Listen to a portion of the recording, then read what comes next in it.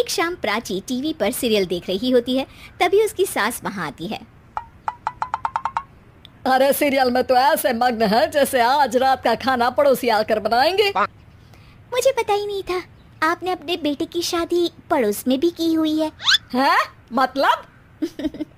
मतलब इस घर में सारा काम बहू ही करती है, आप तो सिर्फ खर्राटे मारती हैं। अच्छा जी, फिलहाल तो तुम आराम फरमा रही हो, चलो जाओ, ये मेरे टीवी देखने का समय है। आहा, इसीलिए मुझे भगाया जा रहा है। सॉरी, अब तो बिल्कुल नहीं जाऊंगी। प्राची की इस बात पर दोनों सास बहू के बीच टीवी रिमोट के पीछे बच्चों जैसे छीना झपटी शुरू हो जाती है, जिसके बीच श्लोक भी काम से घर वापस आ जाता है। हाँ, आज मेरी चूहे बिल्ली की जोड़ी किस बात पर झगड़ रही है? अरे तेरे बीवी मुझे टीवी नहीं देखने दे रही। अरे तुम्हारी मम्मी मुझे खाना बनाने के लिए फोर्स कर रही है। अरे वाह, ऐसे बेतुके रीजन पर तो बच्चे भी झगड़ा नहीं करते। अरे मुझे कुछ मत बोल, सब इसने ही शुरू किया है। हाँ हाँ, जैसे आप तो बहुत दूध की धूली है ना। अरे बस दोनों चुप। प्राची जाओ, खाने की तैयारी करो। और माँ तुम छोड़ो, तुम्हें क्या बोलूं, शांति से अपना सीरियल देखो, मुझे दोबारा लड़ने की आवाज सुनाई नहीं देनी चाहिए।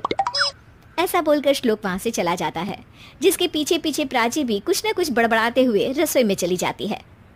हाँ हाँ, सासू जी को तो कुछ बोलेंगे ही नहीं, बस मुझ पर ही हुक्म चलता है, खाना बनाओ, जैसे मैं इनके घर में खाना बनाने के लिए आई हूँ। इसी तरह शाम बीतती है और रात को श्लोक और प्राची की सास खाना खाकर सोने चले जाते हैं, लेकिन प्राची गुस्से में कुछ खाए बिना काम में ही लगी रहती है। इस घर में किसी को घंटा फिक्र नहीं पड़ता, मैं खाऊं या भूखी रहूं।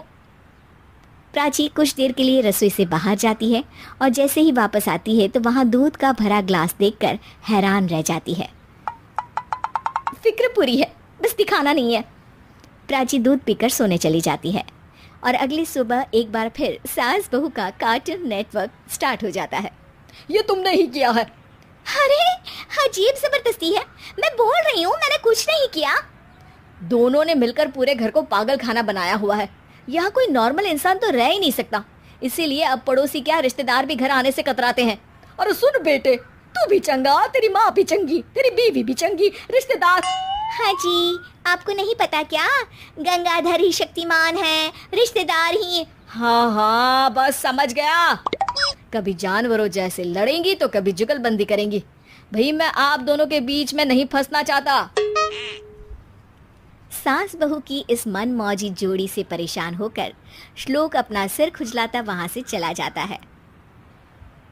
चलो अब मैं भी कीर्तन में जा रही हूँ।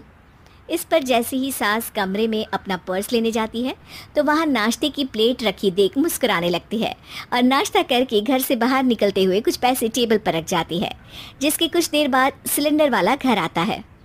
ओ मोरी मैया, मैं सिलेंडर के बारे में तो बिल्कुल भूल ही गई थी।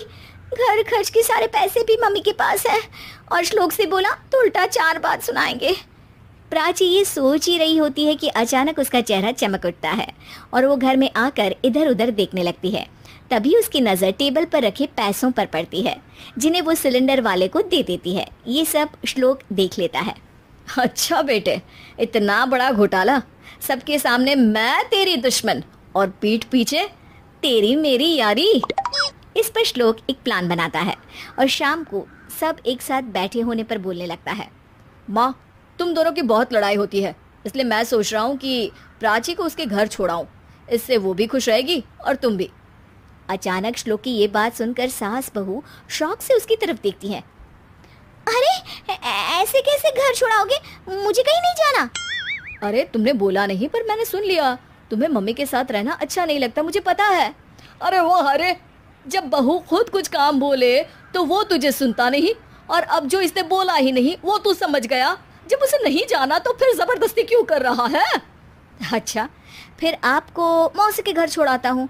बस अब आप दोनों एक घर में एक छत के नीचे नहीं रह सकती। मैं इस टॉम एंड जेरी की जोड़ी को और नहीं झेल सकता। है? ऐसे कैसे नहीं रह सकते?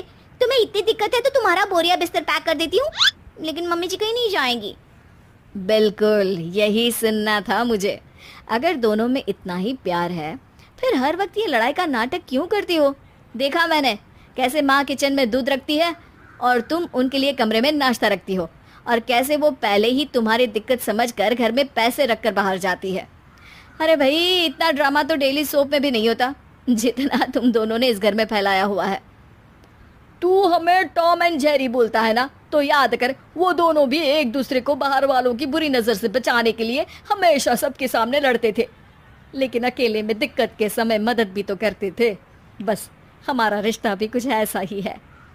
और वैसे भी अगर सास बहू में तू मैं नहीं होती तो दुनिया वालों को कहानियाँ कैसे मिलेंगी?